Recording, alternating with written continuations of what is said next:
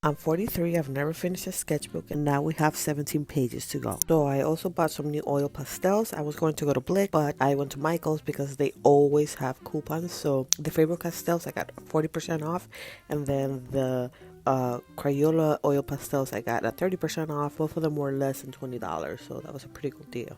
Okay, now we're getting to the testing of the colors. This was actually from the Five Below brand that I bought the other day. And I have to say, you get what you pay for. It's $5, but this didn't blend at all. These were like literal crayons. The chalk one was blendable, but because they were chalk, right? I wouldn't recommend this unless you're getting it for kids that they can try to play around with it.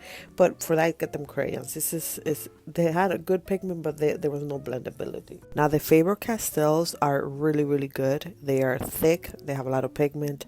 They blend really well. This is all of their colors swatched for you. These are a bit creamier than the Pentels that I bought, which are the first pastels that I bought in Amazon. They were like $8. They're a bit creamier, and I like that the actual pastels are thicker than the Pentel ones, because the Pentels do break when you put a lot of pressure on them.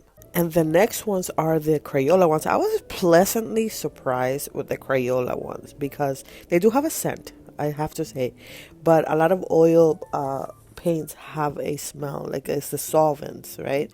So I was very surprised at how creamy they were. They were comparable to the Faber-Castell for that price. They're under $10. The thing is that the other ones do not have a scent. Like the Pentel of America, they have like a crayon-like scent. The Faber-Castells don't smell at all, but these do have a scent. You have to get used to them. This is me swatching Pentel, Faber-Castells, and the Crayola ones, so you can see how they all blend, they're pretty good for their price.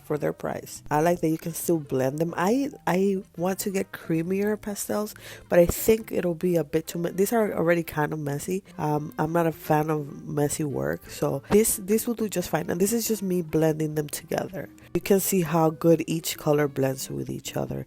So if I was going to rate them, the Five Below ones, of course, will get a 1. The Pentel of America will get I would say like an 8.5. And then I'm torn between the Crayola one and the Faber-Castells because they're very comparable. I would say the scent on the Crayola would maybe take like a point off, right? But I like the opacity of the Faber-Castells, and I like how the Crayola one kind of glides. It's a little bit more oily, and it's almost like drawing with a lipstick, if that makes any sense.